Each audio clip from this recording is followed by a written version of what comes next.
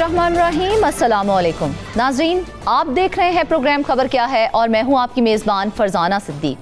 नाज़रीन, प्रोग्राम के पहले हिस्से में आपको बताएंगे सिंध की, जहां पर सिंध हाई कोर्ट हैदराबाद ने सिंध भर के निजी स्कूलों को 10% गरीब स्टूडेंट्स को मुफ्त तालीम देने के अहकाम जारी किए। इस पर बात करने के लिए कराची स्टूडियो से हमारे साथ होंगे जाहिद खोकर, जबकि दूसरे हिस्से में बात करेंगे पंजाब की, जहां पर मालियाती निज़ाम में जिद्दत और शफाफियत के लिए पंजाब बोर्ड ऑफ रेवेन्यू की रीस्ट्रक्चरिंग का फैसला किया गया है। इस पर बात करने के लिए लाहौर स्टूडियो से हमारे साथ मौजूद होंगे नवाज संगरा, जबकि प्रोग्राम के आखिरी हिस्से में बात करेंगे महकमा आबपाशी सिंध की। सिंध महकमा आबपाशी ने सैलाब का बहाना बनाकर 50 अरब रुपए के फंड्स हंगामी बुनियादों पर मंजूर करवा लिए। इन पैसों का क्या हुआ, कहां पर खर्च हुए, इस पर बात करने के लिए हमारे साथ मौजूद होंगे कराची स्टूडियो से इंचार्ज इन्वेस्टिगेशन साउथ मंसूर मुगीरी साहब। तो नाज़रीन, सबसे पहले बात करते हैं तालीम सिंध की। तो चंद माह पहले वज़ीर तालीम सिंध ने सिंध के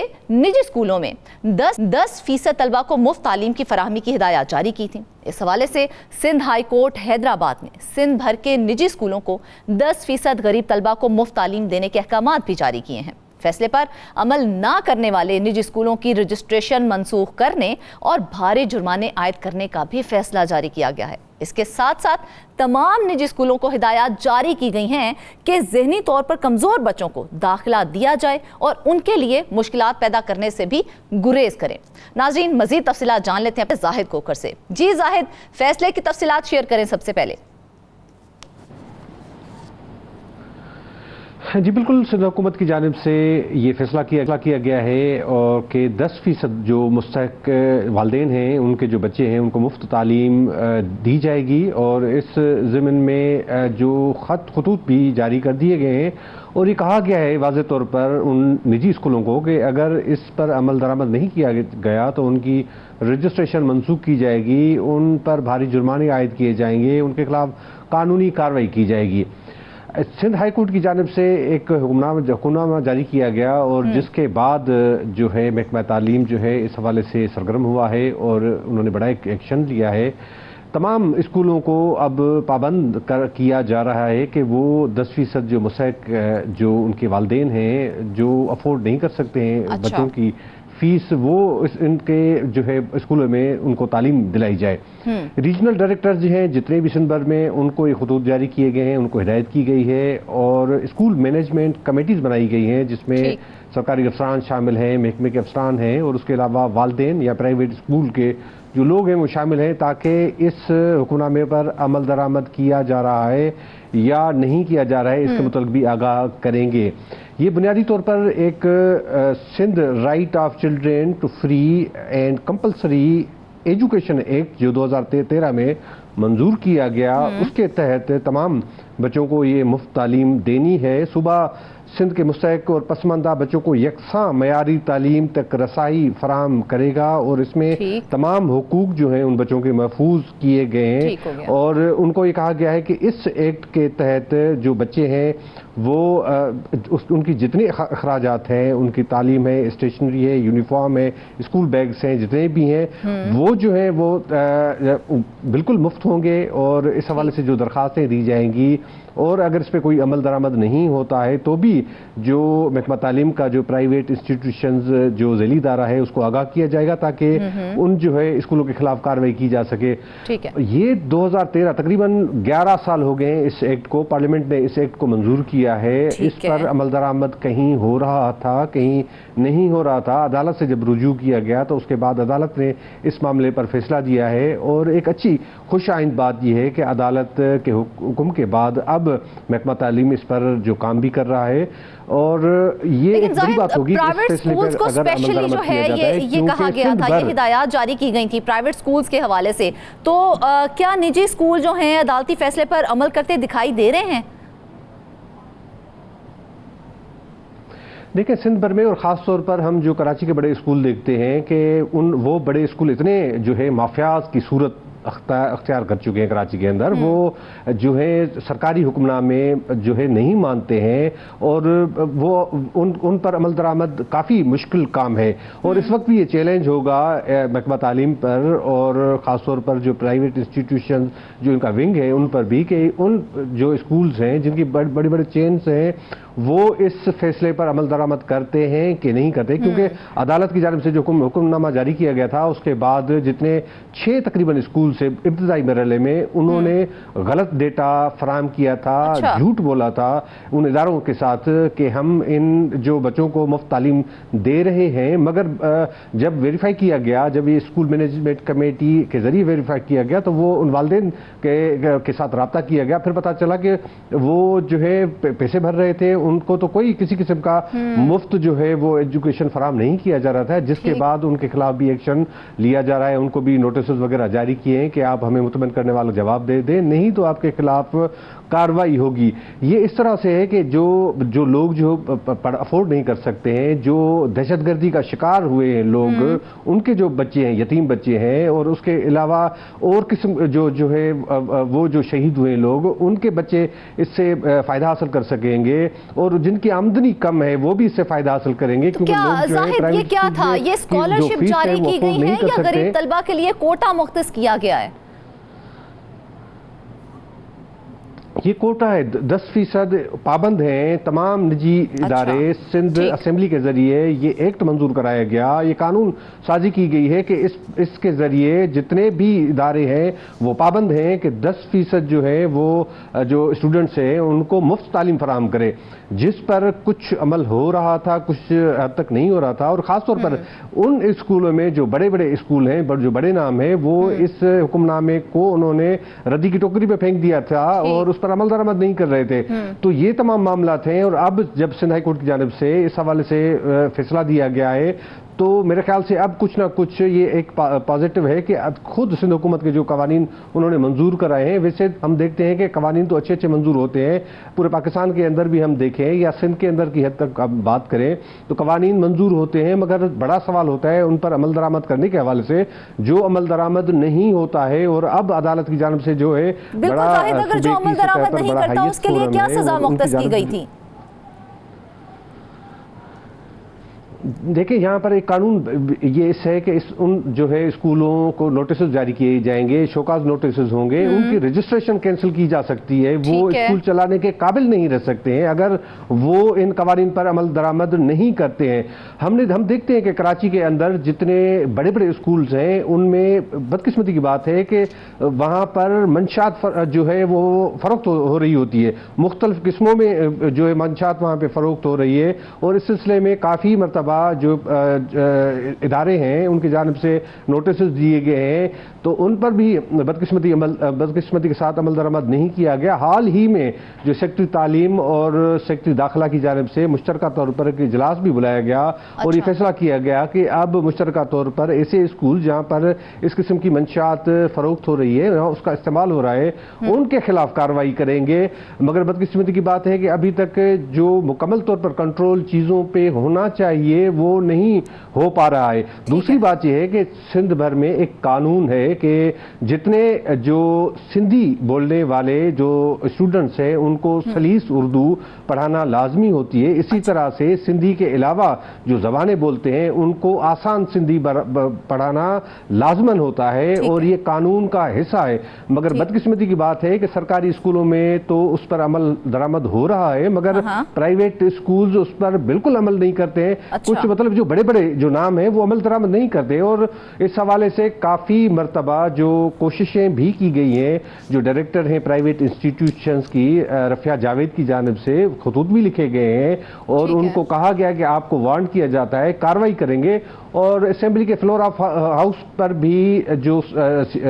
تعلیم کے صوبائی وزیر ہیں سردار شاہ، ان کی جانب سے بھی یہ کھلی طور پر واضح طور پر کہا گیا کہ اگر ایسے ادارے جو سندھی زبان کا سبجیکٹ سبجیکٹ مضمون نہیں پڑھاتے ان کے خلاف کارروائی کریں گے. مگر بات وہی آتی ہے کہ کراچی کے اندر جو تعلیمی ادارے ہیں, جو بڑے بڑے جو اسکولز ہیں, وہ ان قوانین کو پوچھتے تک نہیں ہیں. اب یہ ذمہ داری ہے کہ حکومت, سندھ حکومت اسٹینڈ لے, اور اب کیونکہ سندھ ہائی کورٹ کی جانب سے ایک فیصلہ آ چکا ہے تو اب ان کے پاس یہ جواز ہے, ان کے خلاف کارروائی کر سکتے ہیں. اب یہ موقع ہے.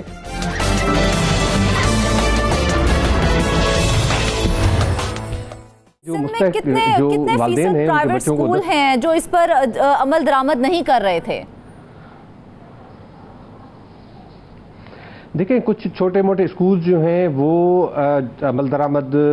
کرتے ہیں جتنے بھی حکم نامے ہوتے ہیں, اور وہ ان کو فالو بھی کرتے ہیں. مگر بات وہی ہوتی ہے کہ جو بڑے اسکولز ہیں ان میں اس طرح کے جو ہے قوانین, اس پر عمل درآمد نہیں ہو رہا ہے. تو اس وقت بھی جو اکثر پرائیویٹ اسکولز ہیں جو بڑے, جن کے ہم نام جو ہے نہیں بتا سکتے کیونکہ ان اسکولوں میں بھی اس جو حکم نامہ ہے سندھ حکومت کا یا سندھ ہائی کورٹ کا, اس پر عمل درآمد ابھی تک نہیں ہو رہا ہے. اب دیکھتے ہیں کہ چونکہ آپ نے رفیہ جاوید صاحب نام لیا ہے تو اس معاملے پر بات کرنے کے لیے ہمیں جوائن کیا ہے رفیہ جاوید صاحبہ نے, جو کہ ڈائریکٹر ہیں پرائیویٹ انسٹیٹیوشن سندھ کی. رفیہ صاحبہ, سب سے پہلے تو بہت شکریہ, آپ نے ہمارے لیے وقت نکالا. یہ کہیے گا کیا آپ پر امید ہیں کہ جو 10% فری اسکالرشپ ہے, یا جو لیڈ سکولز ہیں, آفس سکولز ہیں اور لیڈنگ پاکستان کے اسپیشل سندھ صوبے کے, کیا وہ اس قانون کو قبول کرتے ہیں اور کیا اس پر عمل کیا جائے گا؟ ایشو یہ ہے کہ سب سے پہلے تو آپ کا اور آپ کے چینل کا بھی شکریہ کہ آپ کے توسط سے میری آواز تمام پیرنٹس تک پہنچے گی اور تعلیمی اداروں تک بھی ڈائریکٹ پہنچ جائے گی. اور بات جہاں تک آپ پوچھ رہی ہیں کہ یہ وہ قبول کریں گے یا نہیں, دیکھیں کورٹ کا احترام ہم پہ لازم ہے. کورٹ کے ڈیسیشن میں یہ تو ہمیں دیکھنا ہی نہیں کہ کوئی قبول کرتا ہے کوئی نہیں کرتا. اب بات اصل کی جو ہے وہ یہ ہے کہ 60% وہ اسکول ہیں جو آلریڈی 10% پہ منوعن عمل کرتے ہیں. 40% میں وہ چین آف اسکول یا لیڈنگ اسکول ہیں جن کی آپ بات کر رہی ہیں وہ انکلوڈ ہے, تو وہ کنسیشنز دیتے ہیں, لیکن جو مکمل فری شپ ہے وہ نہیں دیتے تھے. تو اب ہم نے ان کو سرکولرز بھی لکھے ایشو کیے ہیں, خطوط بھی جاری کیے ہیں, اور انسپیکشن کی کمیٹیاں بنی ہے 23 ڈسٹرکٹ کی سندھ صوبے کی, جو روزانہ کے بنیاد پہ انسپیکشن کرتی ہیں اور رپورٹ مرتب کرتی ہیں. اور ہائی کورٹ نے ہمیں پابند کیا ہے کہ ہر ماہ کی 5 تاریخ کو ہم تمام کمپریہنسو اور جینین ڈیٹا وہاں سبمٹ کریں گے. تو اب ہمیں امپلیمنٹ کرنا ہے اور ہم کر کے دکھائیں گے. زاہد کھوکھر بھی ہمارے ساتھ موجود ہیں. زاہد, آپ رفیہ صاحبہ سے کوئی سوال کرنا چاہیں گے؟ جی بالکل رفیہ صاحبہ, کیونکہ جو قانون تو 2013 سے موجود ہے, اور وہی بات آ جاتی ہے کہ قانون کی موجودگی میں اب ظاہر عدالت کو اس معاملے پر ایکشن لینا پڑا ہے. اور کیا واقع اب عدالت کے بعد یہ جو آپ بتا رہی ہیں کہ 40% جو باقی اسکول ہیں وہ اس پہ عمل درآمد کریں گے؟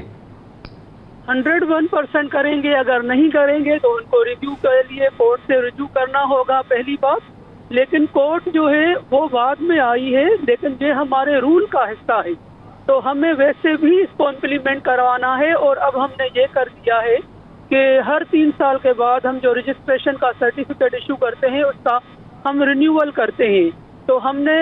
اس کو رینیول آف رجسٹریشن اور نیو رجسٹریشن کے ساتھ مشروط کیا ہے. جب تک وہ 10% پہ عمل نہیں کریں گے ان کے ادارے پھر الیگل چلیں گے اور ان کو سیل کر دیا جائے گا. تو رفیہ صاحبہ, طلبہ کے لیے کیا میرٹ سسٹم رکھا گیا ہے؟ کن بنیادوں پر طلبہ کو داخلے دیے جائیں گے؟ دیکھیں, طلبہ کو جہاں تک داخلے کا سوال ہے تو وہ باضابطہ اس سے ریٹن ٹیسٹ لیا جاتا ہے اسکول میں, پرائیویٹ میں. اس کے بعد ان کا انٹرویو کیا جاتا ہے, والدین کا انٹرویو کیا جاتا ہے, اور پھر ان کو جو ہے وہ داخلہ دیا جاتا ہے. اور یہ ایک اچھی بات ہے کہ میرٹ ہونی چاہیے.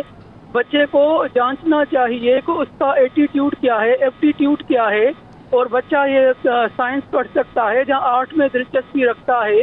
بچے کا دماغ کو جانچنے کے لیے وہ نرسری سے لے کر ہی جو کرائیٹیریا بنایا گیا ہے اس کو تمام پرائیویٹ اسکولز جو ہے امپلیمنٹ کرتے ہیں. اور ارلی چائلڈہڈ اب تو گورنمنٹ. لیکن رفیہ صاحبہ, بہت جگہوں پہ ایسا دیکھا گیا ہے کہ میرٹ کو تو فالو کیا ہی نہیں جاتا ہے, میرٹ کی تو دھجیاں اڑا دی جاتی ہیں, ایڈمیشن دیتے وقت بھی میرٹ کا اس طرح سے خیال نہیں رکھا جاتا ہے.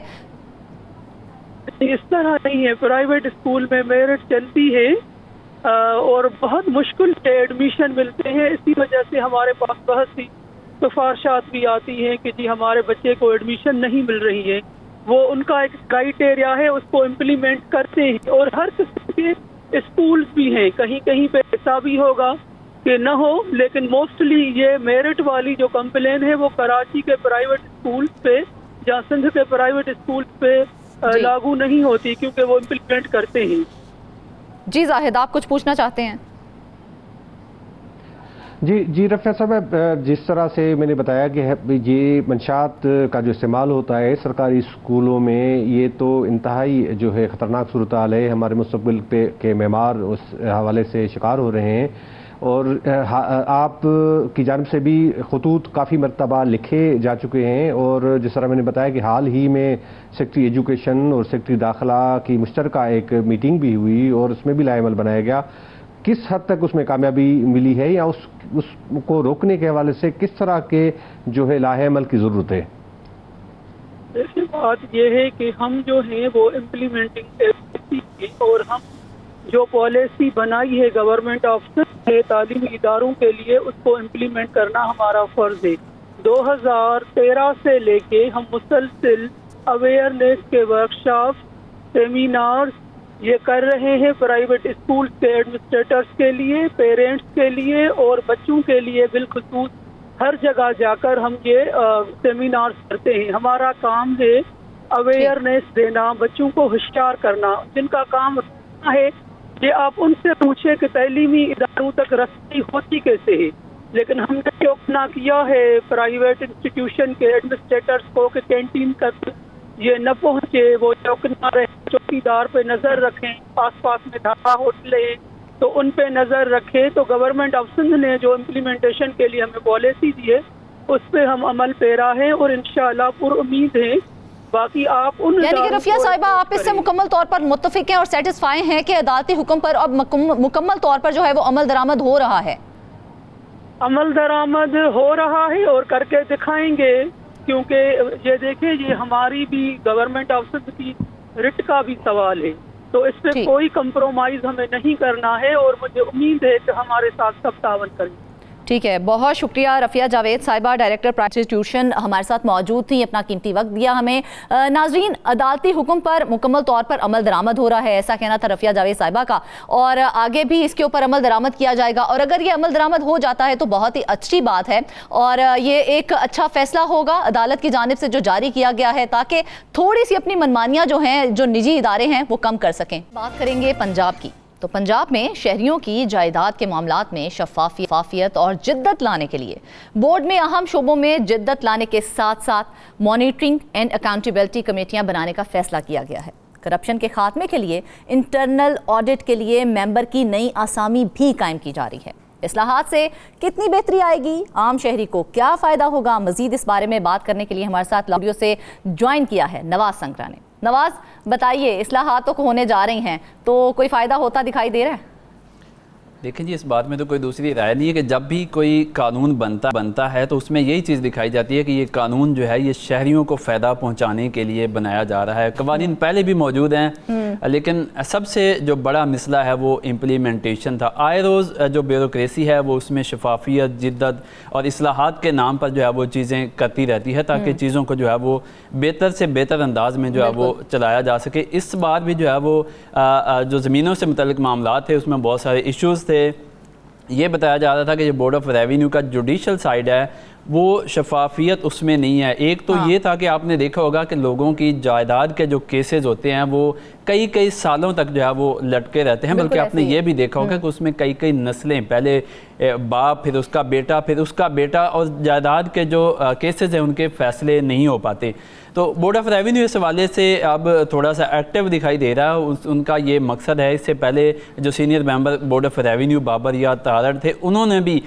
جو ہے وہ IT جو ہے وہ متعارف کروائی اور چیزوں کو جو ہے وہ تیز کرنے کی کوشش کی, تاکہ جو جائیداد سے متعلق لوگوں کے جو کیسز ہیں وہ کسی بھی سطح پر, وہ بورڈ آف ریونیو میں ہوں, کمشنر کے پاس ہوں, جو ہے ADCR ADCR جو ہے اس کے پاس ہوں یا کہ وہ AC کے پاس یا تحصیلدار کے پاس ہوں، کسی بھی سطح پر اگر وہ کیسز ہوں تو ان کا جو ہے وہ جلدی سے جلدی فیصلہ کیا جا سکے. لیکن اب سوال یہ پیدا ہوتا ہے کہ ان کیسز کی جو شفافیت ہے اس پر سوالیہ نشان جو ہے وہ لگ رہے تھے. بتایا یہ جا رہا تھا کہ یہ کیسز جو ہے وہ میرٹ کی بجائے کچھ دیگر چیزوں کو مد نظر رکھ کے، جس میں کرپشن بھی بتائی جا رہی تھی کہ یہ کیسز جو ہیں اس کی بنیاد پر ڈیسائیڈ ہوتے ہیں، جبکہ میرٹ کی بنیاد پر یہ کیسز جو ہیں وہ ڈیسائیڈ نہیں ہوتے. اس کی بہت ساری جو ہے وہ شکایات بھی سامنے آ رہی تھی، جس کے بعد جو موجودہ senior member board of revenue Nabeel Javed ہیں، انہوں نے یہ سٹیپ لیا اور انہوں نے کہا کہ اس سے جو جوڈیشل سائیڈ ہے اس میں جدت لائی جائے. ایک کو مانیٹر کرنے کے لیے دوسرا مانیٹر لگایا جاتا ہے، پھر اس مانیٹر کو بھی مانیٹر کرنے کے لیے تیسرا مانیٹر لگا دیا جاتا ہے. تو یہ سسٹم کس طرح سے چلے گا پھر؟ آپ کی بات ٹھیک ہے کہ یہ مانیٹر پہ مانیٹر جو ہے یہ لگائے جا رہے ہیں. حالانکہ وہی اب بات یہ دیکھیں کہ جو senior member board of revenue وہ بھی کوٹ کرتے ہیں، جو نیچے ممبرانز ہیں وہ بھی کوٹ کرتے ہیں. وہی لوگ جن کے اوپر یہ کمیٹیاں بنائی جا رہی ہیں وہی ان کمیٹیوں کا حصہ ہوں گے. ٹھیک ہے، یہ تھوڑی سی بات آپ دیکھ لیں کہ کس طرح یہ کام کریں گے. اس طرح تو نواز دیکھیں بورڈ آف ریونیو کا آڈٹ پہلے بھی ہوتا ہے، اب کیا ضرورت پڑ گئی پھر کہ آڈٹ کے لیے ممبر کی ایک باقاعدہ سیٹ بنائی جا رہی ہے؟